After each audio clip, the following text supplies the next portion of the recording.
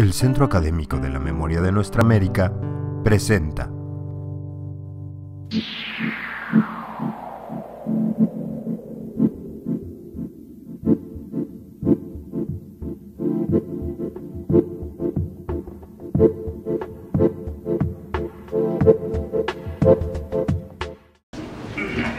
bien, muy buenas tardes a todos. Por fin llegué a la UACM, después de muchos años de querer estar aquí, gracias a mis compañeras de esta universidad. Y bueno, gracias también por el privilegio de estar aquí en este evento. Es un privilegio tener tanto tiempo. ¿Cuánto tiempo tengo? 40 minutos. 40 minutos. 45 minutos. Bueno. Y el privilegio es doble, porque por un lado tengo todo este tiempo, espero no tener que correr como mis colegas, y por otro lado porque estoy cerrando un evento en el que desgraciadamente no pude estar el día de ayer. Ya más o menos me han platicado lo que sucedió, pero sí estuve todo el día de hoy, y esto me permite tener un contexto mínimo para tratar entonces de no solamente ser un ponente privilegiado, sino también asumir el compromiso que en todo caso tengo de este privilegio para tratar de corresponder con un conjunto de reflexiones que abonen, digamos, a lo que por lo menos vi el día de hoy y lo que quizás seguiría después de este importante evento organizado por la UACM.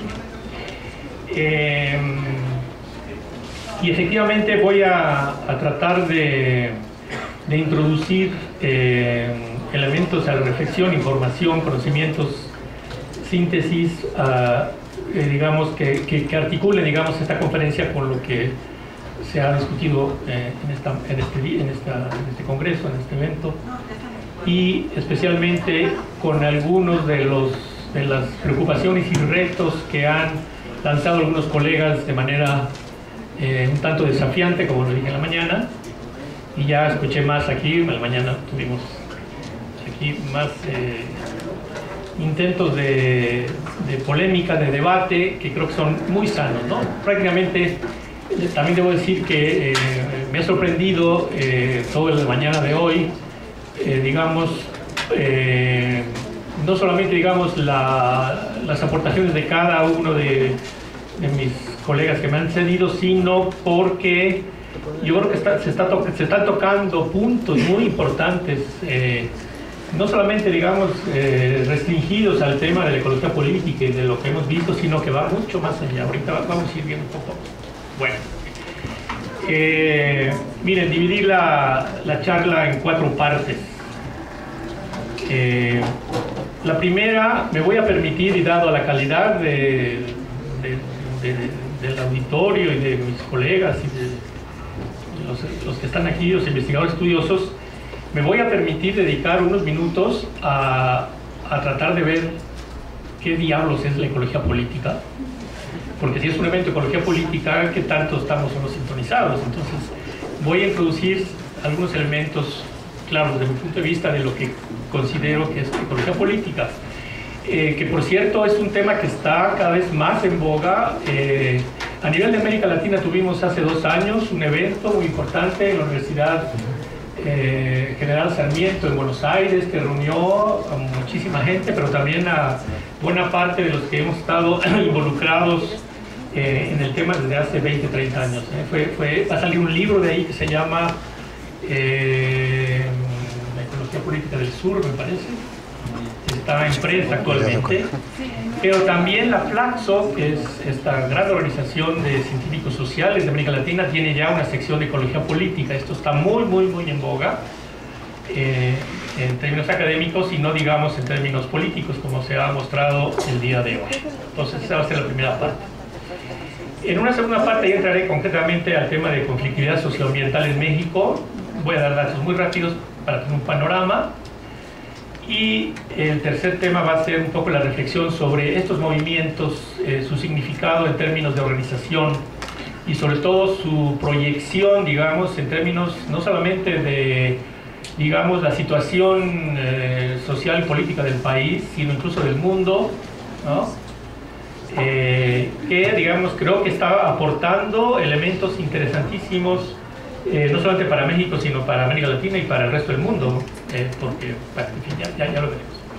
Y terminaré brevemente con un ¿qué sigue?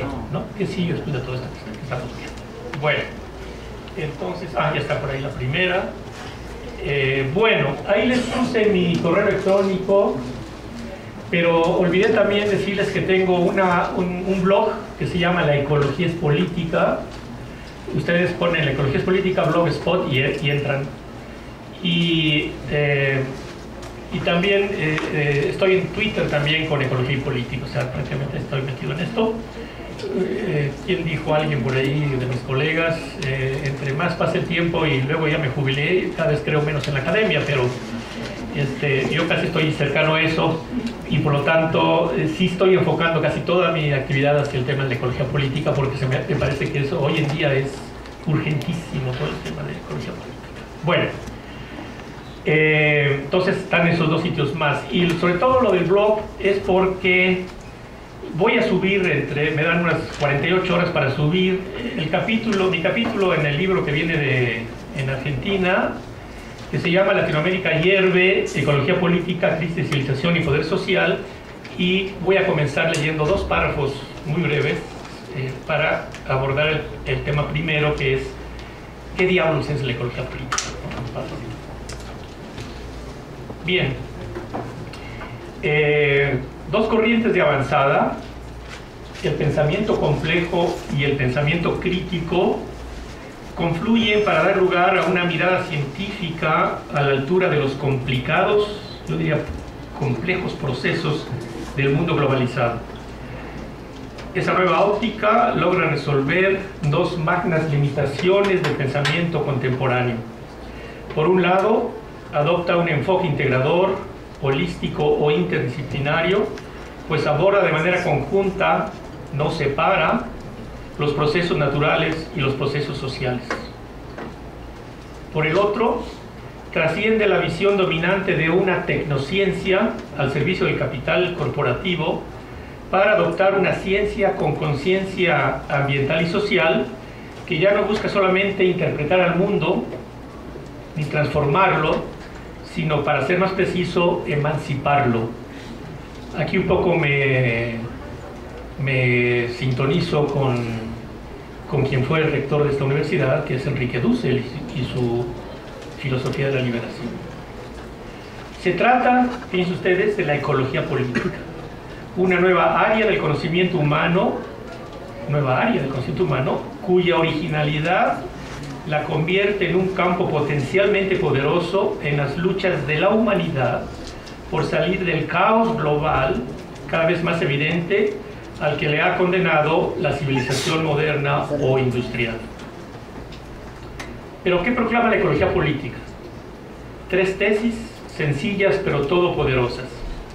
La primera es que el mundo actual y su deslizamiento hacia el caos, el colapso, proviene de la doble explotación que efectúa el capital sobre el trabajo de la naturaleza y sobre el trabajo humano. Ambos fenómenos se encuentran indisolublemente ligados y surgen al momento en el que los grupos humanos generan sociedades desiguales donde un sector minoritario explota al resto. La segunda tesis tiene que ver con la expresión espacial de esa doble explotación, pues la escala también determina los procesos actuales desde lo global hasta lo local y viceversa.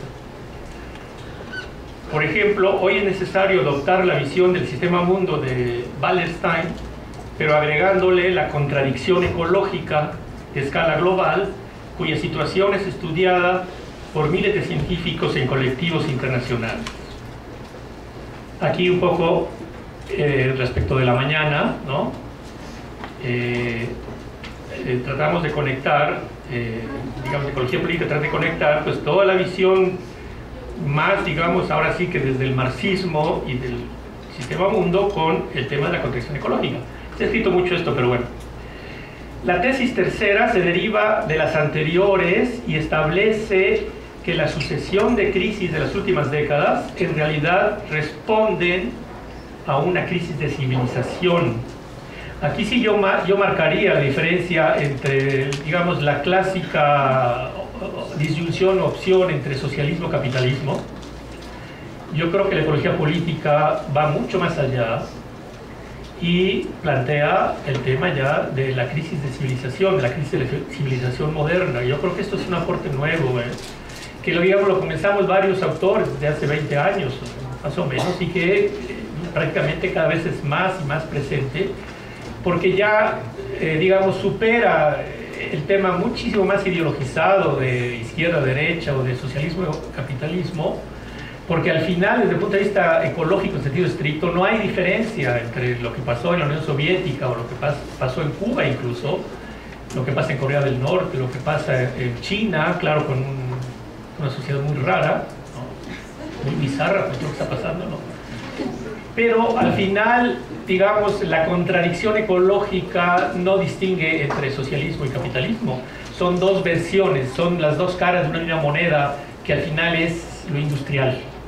Es la civilización industrial, con dos matices, o la acumulación individual o procesos de acumulación a través del Estado, en fin, capital-Estado. Aquí empezamos a diferenciar entre dos grandes entidades que son teóricamente muy importantes, capital y Estado. Capital y Estado. ¿Ah? El mundo moderno, basado en el capitalismo, la tecnociencia, el petróleo y otros combustibles fósiles, el individualismo, la competencia, la ficción democrática y una ideología del progreso y el desarrollo, lejos de apropiar un mundo en equilibrio, está llevando a la especie humana, a los seres vivos y a todo el ecosistema global hacia un estado caótico, ¿no? Esto creo que es más que claro, ¿no? Y entonces ustedes como ya cuando hablamos de crisis de civilización no nos quedamos en lo meramente económico o político, en la lucha de poder, vamos a lo cultural, vamos a lo individual, vamos a lo ético, vamos a la naturaleza, o sea, es mucho más allá. Yo creo que, digamos, aquí sí yo disiento, digamos, de lo que se planteaba como un dilema entre socialismo o comunismo y capitalismo. Yo creo que esto ya me parece que quedó atrás, pero por supuesto que ahora yo devuelvo la boina para poder debatir. Tres procesos supremos provocadores del desorden aparecen como resultado de la consolidación y expansión de la civilización moderna. Primero, el dislocamiento del ecosistema planetario, cuya mayor amenaza es el cambio climático, o sea, toda esta idea del antropoceno. Los seres humanos ya somos una nueva fuerza geológica, ya somos capaces de desequilibrar todo el equilibrio del planeta, o sea, estamos en ese punto, ¿no? Y entonces efectivamente cuando aquí se habla de proyectos de vida y proyectos de muerte, efectivamente estamos ya ante un dilema que va más allá de lo ideológico, va más allá de los ismos. Bueno, aquí hay toda una tesis interesantísima de este historiador norteamericano Morris Bergman, ¿no? Que dice que los ismos son resultado de la falta de articulación entre el soma de cualquier individuo y el mundo. En fin, tiene que ver con lo que nos dijo el compañero Totonacu. Todo esto, lo que están los filósofos desde Occidente reflexionando, tiene que ver con lo que nos están diciendo los filósofos de los pueblos indígenas, por ejemplo. En fin, bueno. Ok. Entonces, tres procesos: el deslocamiento del ecosistema planetario con el cambio climático, la inequidad social y finalmente, tercero, el desgaste, ineficacia y disfuncionalidad de las mayores instituciones del mundo moderno, incluyendo al Estado, los aparatos de justicia, la democracia representativa y la difusión del conocimiento científico. Se trata, y con esto termino, de tres expresiones entrópicas, es decir, generadoras de caos, de desorden, dentro de las cuales el mundo moderno queda irremediablemente atrapado. Pasamos a... yo paso.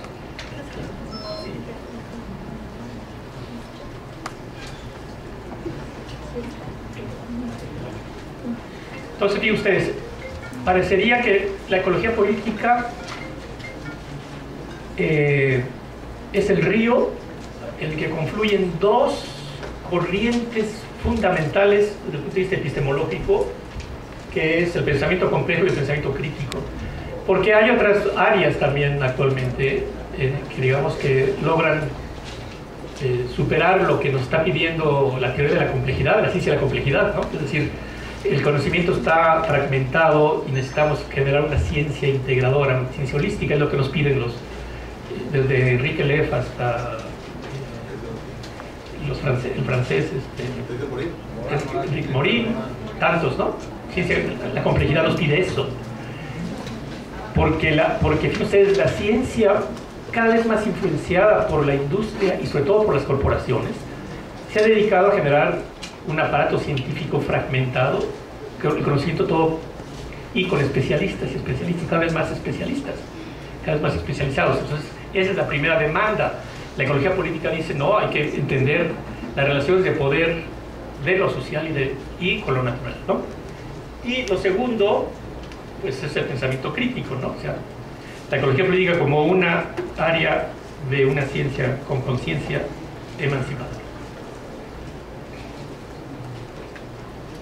Y entonces, fíjense ustedes, pues el mundo moderno, efectivamente la ecología política nos revela que el mundo moderno está enfrentando dos contradicciones fundamentales, que yo creo que tenemos que acudir a ellas para poder entender lo que pasa hoy en día, ¿no? Que además no tienen comparación en la historia humana, que son la crisis social, que en realidad, y aquí sí me veo muy biólogo, ¿no? Que son el parasitismo, porque ¿qué es el parasitismo? Como biólogo es clarísimo, ¿no? Una especie que se monta sobre la otra y les chupa la sangre, digamos, hasta que la acaba. El parasitismo, que digamos desde el punto de vista de las ciencias sociales es la crisis social, ¿no? Inequidad social, explotación del trabajo humano, y la crisis ecológica, que es un fenómeno de depredación, se depreda la naturaleza, ¿no? El equilibrio que mantuvo la humanidad, les recuerdo que la especie humana tiene 200.000 años. Lo que vivimos hoy en día es el último siglo, los últimos 150 años, con las dos guerras mundiales que han sido las grandes catástrofes, las grandes situaciones en las que, de nuevo, visto desde lo biológico, ninguna especie animal hace lo que hacemos los seres humanos, que es matarse unos a otros. ¿Qué es esto? ¿Qué es esto? Entonces, la depredación, que es la crisis ecológica, ¿no? La siguiente. Y bueno, esto que ahora ha circulado, de que el 1% explota al resto, pues no solamente explota al resto, explota también a la naturaleza, ¿no? Y fíjense ustedes, en los últimos años, investigadores científicos de muchos campos han estado revelando datos duros, ya no esto que parece, digamos, una tesis ideológica, una tesis meramente política. Hoy en día está, y aquí se los voy a pasar ahorita mismo, hay ya datos duros que nos están confirmando esto. ¿Qué es esto? El 1% de los 7.000 millones de seres humanos están explotando al resto y a la naturaleza. Y entonces, este sería un poco, digamos, el fin último de una parte de la investigación de ecología política. Había que demostrar esto con datos. Bueno, pues ya están apareciendo los datos. Ahí les va el siguiente. Parasitismo. Pues fíjense ustedes que en la literatura científica, esto no lo encontramos en una revista de ciencia política, lo encontramos en un trabajo realizado por científicos de la complejidad o incluso matemáticos. ¿Qué hicieron este grupo? Fíjense más que datos. Investigadores suizos extrajeron del Orbis 2007, que es una base de datos que lista 37 millones de empresas, de 43.000 corporativos, y hicieron un análisis de redes y encuentran que 1.318 empresas son las que dominan el 60% de la economía del mundo. O sea, 1.318 corporativos de los 37 millones o de los 43.000 que analizaron, por las relaciones que establecen de poder, manejan el 60% de la economía del mundo. Dos libros que me han sido muy útiles, se los recomiendo, porque nos están reflejando esto que llamamos el parasitismo. Son el libro de Jan Ziegler, un personaje, me parece que es suizo, ¿no? O belga, no recuerdo, suizo, belga, sobre el tema del capital corporativo. Las corporaciones, hoy vivimos la era de máxima concentración de capital a través de las grandes corporaciones. ¿Okay?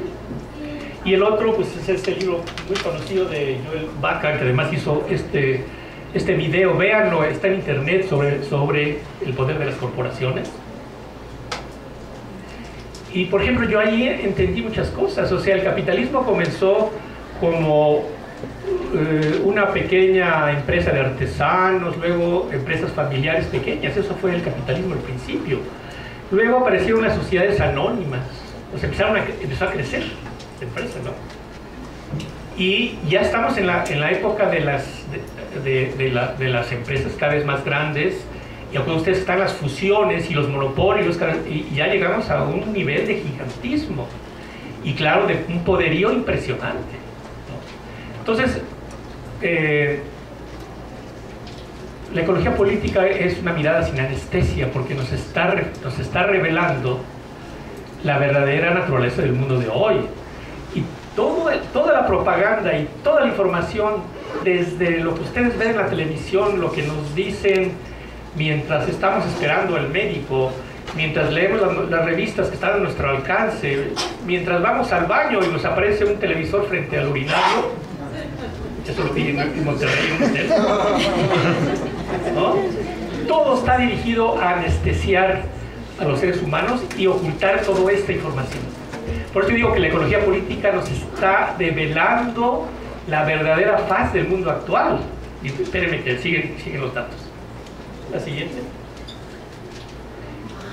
Oh, sorpresa, también existen los paraísos fiscales. Si las corporaciones no solamente son capaces de explotar el trabajo humano y el trabajo de la naturaleza con sueldos bajísimos en buena parte del mundo, todavía tienen la posibilidad de evadir los impuestos y desviar todo lo que deberían de ser, digamos, parte de la ganancia de un capitalismo corporativo, que se fuera, digamos, que el Estado lograra canalizar parte de las ganancias, dijo la mañana, hacia la educación, hacia lo social, hacia hospitales, hacia todo, transporte, todo esto, bueno, pues se va a través de los paraísos fiscales, que son como grandes lavadores de dinero en el mundo. Lavanderías globales, ¿no? Que garantizan la secrecía bancaria, nula supervisión y regulación a las inversiones, cero o mínima tasa impositiva. ¿Y qué más? ¿Y algo más? Ah, sí, no pagan impuestos las corporaciones. Ahí les van a siguiente los datos obtenidos de trabajos de investigación, ¿no? Ya se tienen ubicados. Lo último fueron los papeles de Panamá, ¿se acuerdan? Eso es lo último que salió. Pero miren, hay grupos, hay ONGs, hay investigadores trabajando sobre esto. Estos son la lista de los paraísos fiscales donde los gobiernos se tapan la vista y permiten todo esto, ¿no? A los grandes empresarios, a las grandes corporaciones. 40 países según la OCDE, 72 países, esta ONG Tax, 46 países según el FMI, 49 países según el Congreso de Estados Unidos.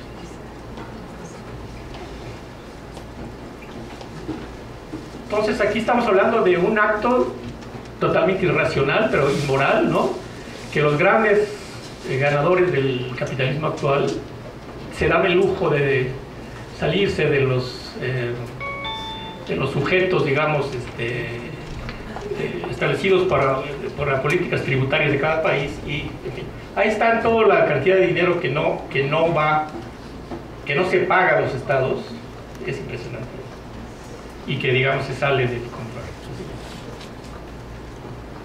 Bueno, eso, el parasitismo.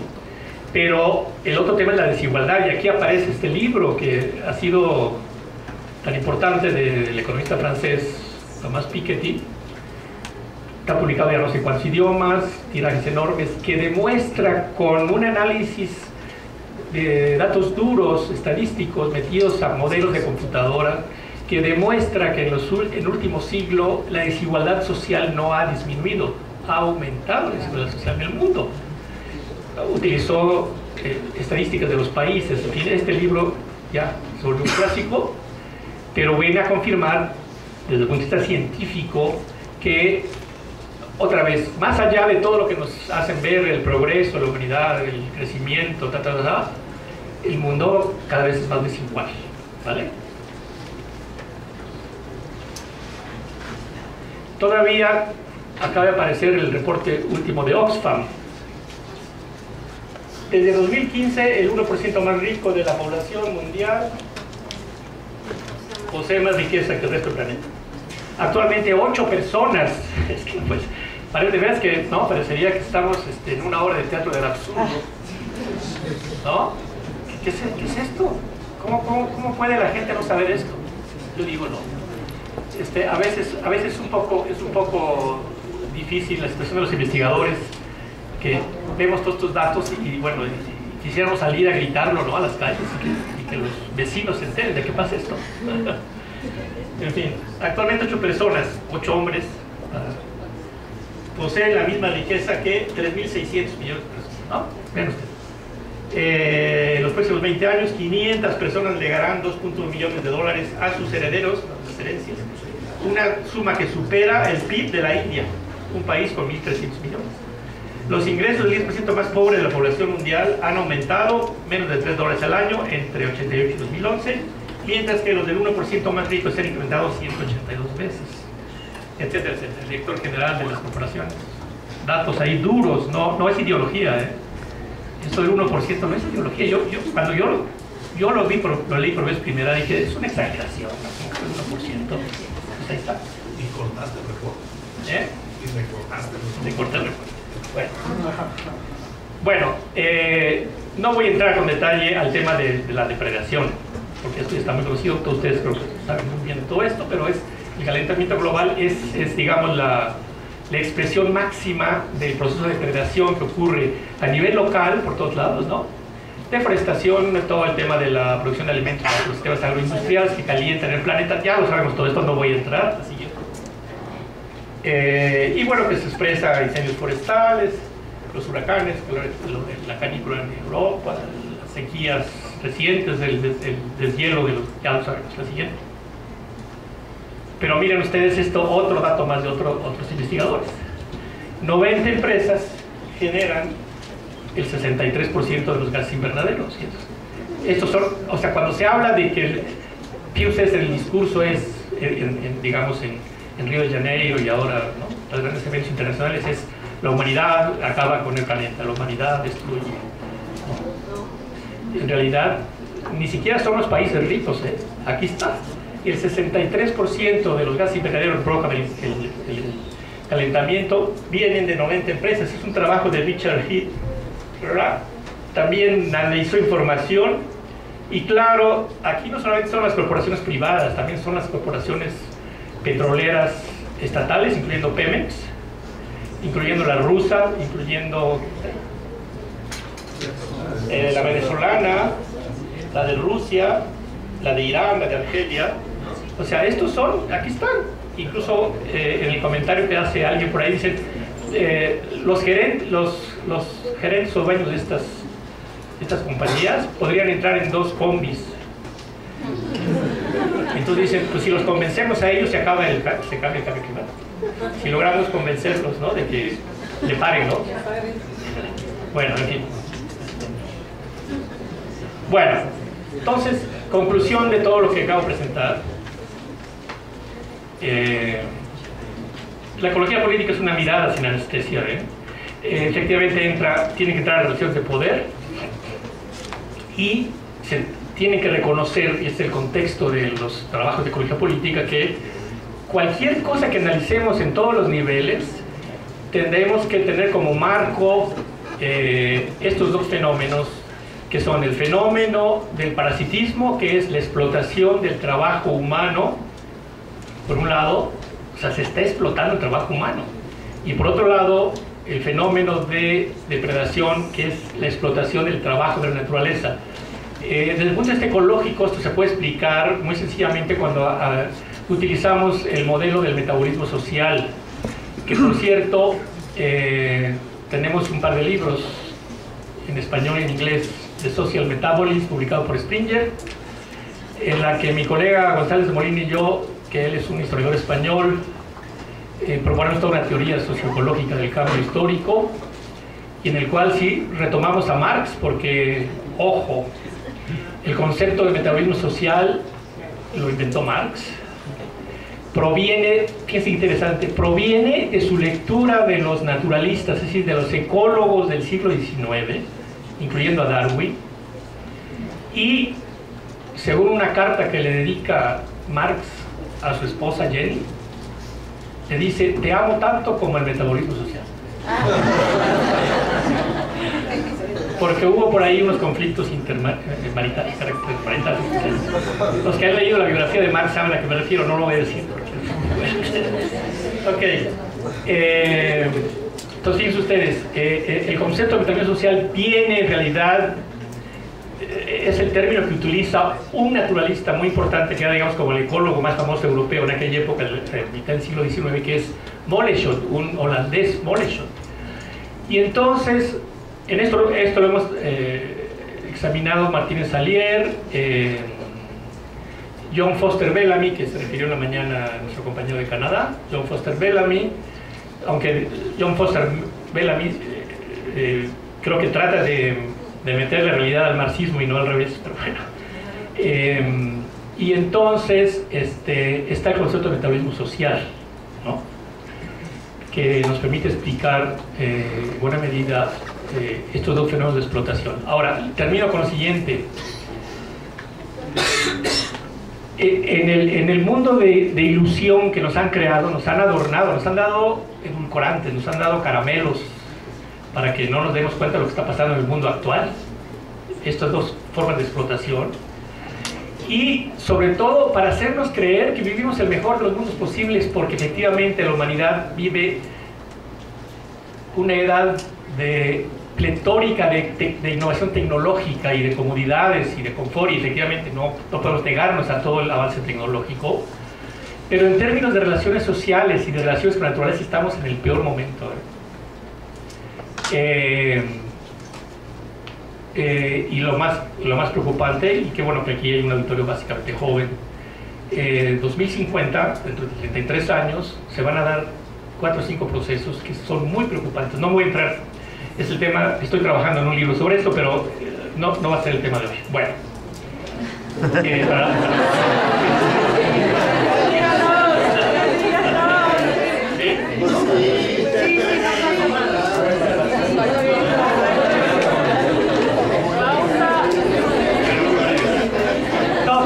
Quienes me han leído en mis artículos de la jornada, por ahí ya lo estaba soltando. O sea, se van a dar cuatro procesos de aquí a 33 años, en 2050. Primero, la población humana pasa de 7.000 millones a 9.000 millones. O sea, vamos a pasar en 33 años, vamos a aumentar la presión sobre el planeta en 2.000 millones de seres humanos. Son como 80 millones al año. ¿Qué es esto? O sea, piensen lo que significa eso. Punto número 1. Punto número 2, el petróleo se acaba, más o menos, están todas las curvas del oil peak y toda esta cosa, está todo, en muchos países ya se pasó a la última parte del petróleo. En México se acaba en 8 o 9 años el petróleo, ¿no? Y aquí sí, el tema político, los políticos no quieren hablar de esto, aquí sí diciendo de Morena y demás, porque no, acabo de escuchar 3 conferencias de uno de los principales estudiosos en México del tema de la energía, es impresionante. Entonces, digamos, se acaba el petróleo, después se acaba el gas y después el carbón mineral en las siguientes décadas quizás, ¿no? Tercer proceso, el cambio climático. O sea, hemos tenido 20 años de reuniones internacionales y ni los gobiernos, ni los empresarios, ni las organizaciones internacionales han avanzado un ápice para detener el cambio climático, y se sigue agravando la cosa, con todo lo que significa. Eso está ligado con el tema de, básicamente, del agua, porque el derretimiento de los cascos polares y el derretimiento de los glaciares, que año con año permiten que haya un flujo de agua hacia los principales ríos que van a alimentar la agricultura y la producción de alimentos. El caso más preocupante es de los Himalayas. Los Himalayas alimentan los ríos de China, India, Pakistán, donde viven miles de millones, ¿no? Y el último factor son las ciudades, que también se va a complicar. La Ciudad de México ya parece que es la primera ciudad con el menor movimiento de autos en el mundo, ¿eh? Sí, ¿no? Según Miguel. Bueno, entonces, ese es el contexto que yo creo que da la ecología política. Es para discutir, es para que hagamos debate, ¿no? Bueno, pasamos ahora sí ya al segundo tema, que es el tema de la conflictividad en México socioambiental. Me voy muy rápido. Esto está en buena medida en mi último libro, Ecocidio en México, publicado por Grijalvo. La siguiente. Hay muchos colegas trabajando. Está Fernanda Paz, está el grupo de Ibero México, con un observatorio. Hay más colegas trabajando en este tema. En nuestra base de datos muy sencilla llegamos a 286 conflictos hace un par de años. Posiblemente ya andamos por según 320 conflictos clasificados por diferentes temas, 420 municipios. Los siguientes, aquí se ve rápidamente, digamos, dónde están estos conflictos. Yo creo que llega quizás a 400 conflictos en México, o sea, 400 resistencias, ¿no? En México. Siguiente. Bueno, aquí está otra manera de entrarle al tema, pero no me quiero parar porque la siguiente.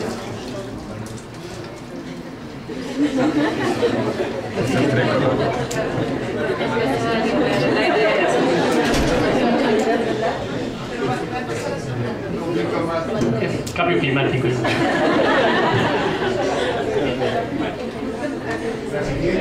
Sí, la siguiente, porque es todo. Bueno, miren, a lo que quiero llegar es al significado de esto. O sea, un poco comparando, ¿no? Un poquito vimos ahora lo de Argentina, no sé cómo estará en otros países como Bolivia, Perú, Brasil, pero en fin. Pero en México, digamos que tenemos unos 400 conflictos y por tanto 400 resistencias. Aquí la pregunta es, bueno, esto, y estamos viendo también ya, finalmente, después de varios años, estamos viendo ya que las resistencias triunfan también, ¿no?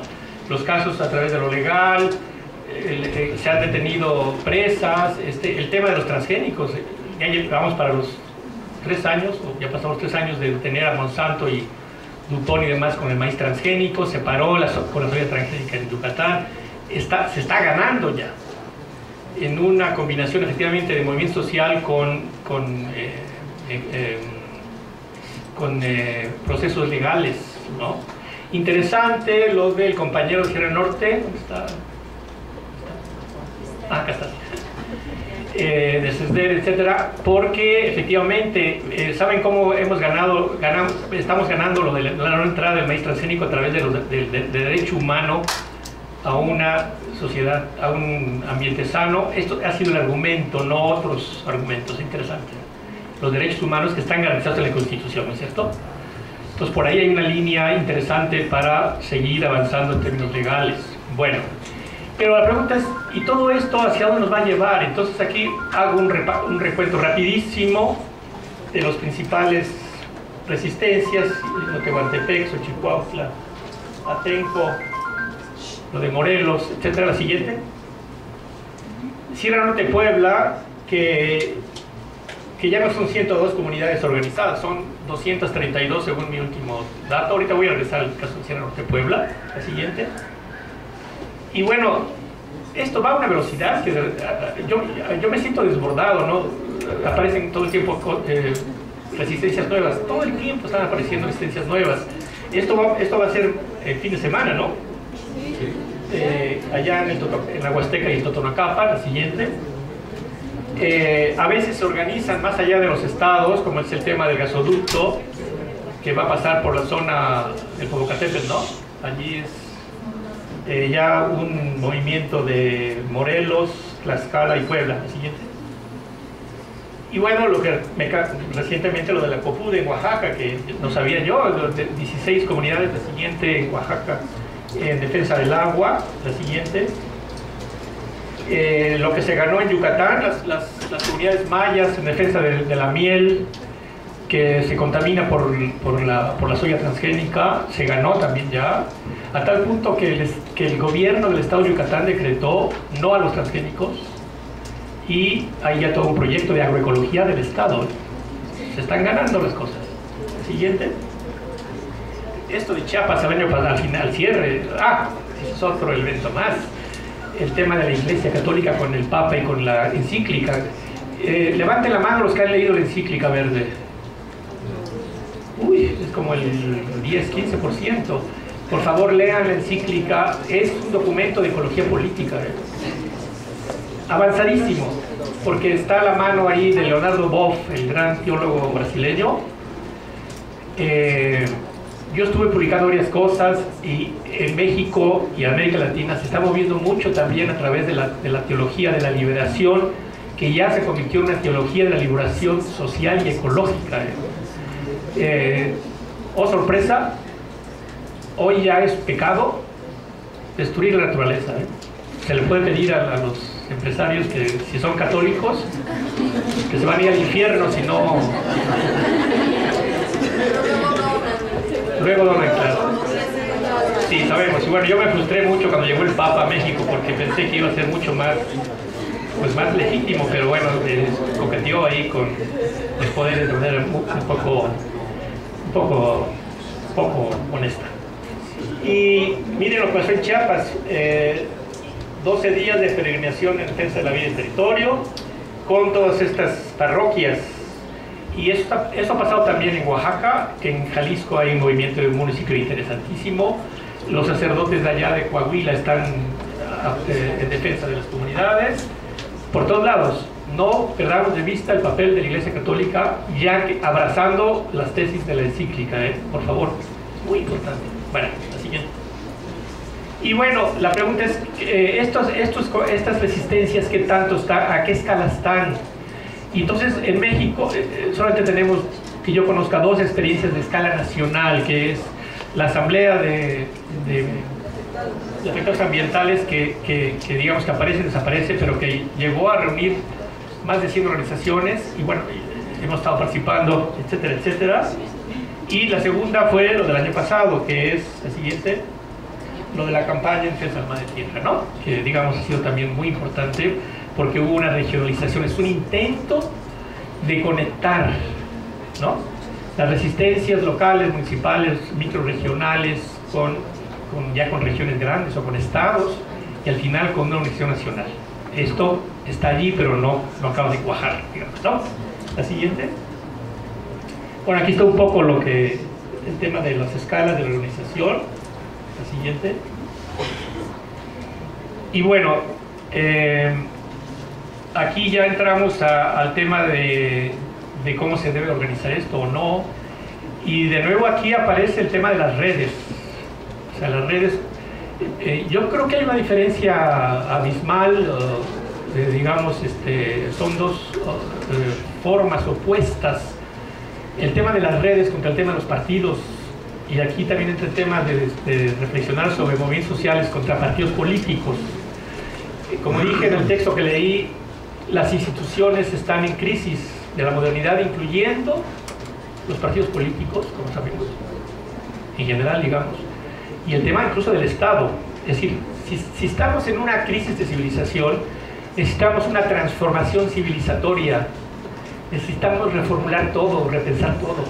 Y aquí la importancia de la ecología política y de las resistencias, digamos, que son fundamentalmente los pueblos originarios, me parece que están marcando líneas interesantísimas para una real transformación civilizatoria. Imagínense ustedes, porque ya está sucediendo, y aquí en México tenemos pues, el caso de Cherán, el caso de Sierra Norte Puebla, en fin, que comienza otra manera de emanciparnos a través de los territorios, a través de la organización de la gente, y que, digamos, comienzan a aparecer territorios libres. En la mañana se preguntó si en el caso de Sierra Norte Puebla se establecían territorios libres de la minería. Ya hay comunidades en México que se han pronunciado por ser territorios libres de maíz transgénico, por ejemplo. Empezó todo en Pichátaro, allá en la región Purépecha, en Michoacán. Entonces, imagínense ustedes que de pronto comienzan a liberarse territorios y se establecen territorios libres, sin partidos políticos, y comenzamos a ensanchar estas islas de la esperanza, estos territorios, digamos, de una nueva civilización, ¿no es cierto? Entonces, por allí hay pistas interesantísimas que tenemos que ir tomando en cuenta. La siguiente. Y bueno, este libro nuestro, que lo pueden ustedes obtener del sitio de la Universidad Iberoamericana Puebla, porque ya está agotado el papel. Hicimos un recuento de las experiencias exitosas en México. Búsquenlo, léanlo y a ver qué les parece también. En fin, que se llama Regiones que caminan hacia la sustentabilidad. La siguiente, me voy a brincar esta parte porque creo... ¿Cómo estoy de tiempo? Bueno, 5 minutos más. Seguimos. Encontramos muchísimos proyectos exitosos en México de todo tipo. Está todo mapeado, en fin. Fíjense ustedes, estos son laboratorios socioambientales. Estas experiencias muy pequeñitas de pronto, otras no tan pequeñas, son laboratorios esperanzadores de una nueva manera de articularse entre los seres humanos y con la naturaleza, donde efectivamente se está superando la doble explotación de los parásitos y de los depredadores, ¿verdad? La siguiente, ¿no? Entonces las redes parece que va a ser la salida, la siguiente. Y me voy a terminar con el ejemplo que más conozco porque tenemos trabajando con ellos 15 años, además de otros procesos, que es el caso de la cooperativa Tosepan Quitatanisque en Sierra Norte Puebla, que junto con otras organizaciones como el CESDER también, como tantos grupos que hay en la región, que son básicamente experiencias de los pueblos originarios, han sido de alguna manera, porque la Tosepan lleva 40 años, la siguiente. Ahí está. La siguiente, no puedo entrar con detalle al caso, pero es realmente un laboratorio de innovaciones sociales y ambientales. La siguiente, este tejido de bambú es una red. Es muy interesante porque ellos han construido una especie como de panal donde hacen sus asambleas, pero fíjense ustedes cómo el tejido arquitectónico reproduce también la idea de red. Y vean, aunque sepan la siguiente. 150.000 a 200.000 ciudadanos organizados en este consorcio, 34.000, casi 35.000 familias organizadas durante 40 años, después de 40 años, en 410 cooperativas locales, 6 nodos regionales y 14 cooperativas regionales. O sea, sí se puede. Sí se puede, o sea, digamos, el elemento fundamental es la organización de la gente. Si no hay organización, y esto implica pues esfuerzos, implica fracasos, implica avances, pero al final, y aquí sí creo que tenemos que reivindicar el tema de la comunalidad. Son los pueblos originarios las esperanzas del mundo, porque allí todavía el individuo tiene la capacidad de cooperar. tiene la capacidad de realizar tareas colectivas, tiene una memoria todavía a pesar de todo, ¿no? Mesoamérica tiene miles de años y todavía queda la memoria. Por eso decía que en la mañana, cuando el compañero Totonacú hablaba con esa claridad y con esa entereza, es que detrás lleva 9000 años de un proceso de civilización. Los mexicanos tenemos 200 años de antigüedad, los mayas llevan 3000, los huastecos también, los purépechas tienen 1500 años de antigüedad. Vean ustedes, el elemento cultural es importantísimo. Entonces, es la gran esperanza para la crisis de civilización moderna son los pueblos tradicionales. Bueno, ¿qué sigue?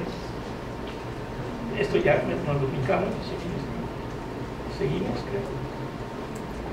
¿Qué ha pasado en Ciudad Norte de Puebla? Pues he estado organizando asambleas. Ya van, la última fue en diciembre, no, la penúltima, van por la 18, 19, ¿no? 19 asambleas, 232 comunidades y a veces 7.000, 8.000 participantes en las asambleas. O sea, esto es organización. Entonces, pues todo eso nos levanta el ánimo, ¿no? Sí hay esperanza, sí hay posibilidad. Y efectivamente la pregunta aquí que se hizo en la mañana de ¿y las ciudades qué? Pues las ciudades bien.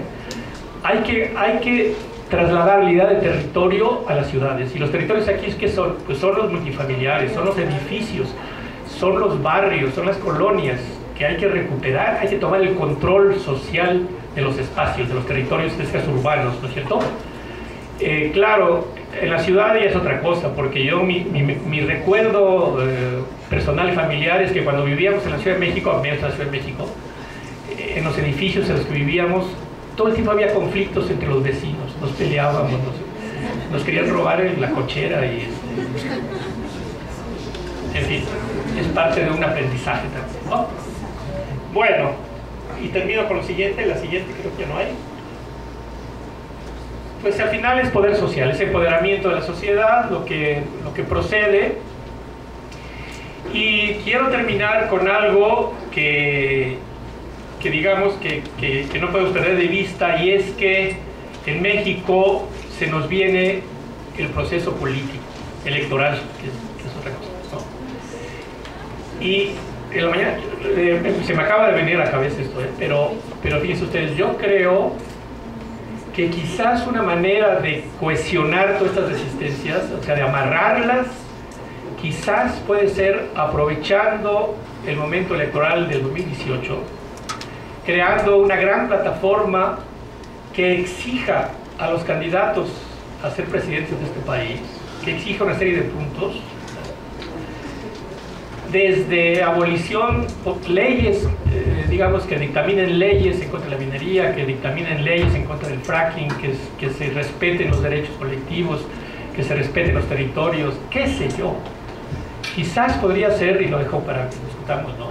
Quizás puede ser un mecanismo de cohesión y de articulación en la cual se establezcan pactos, convenios públicos claros en las que el movimiento social, en este caso socioambiental, exija a los posibles candidatos para el cambio de gobierno en México una serie de medidas, ¿no?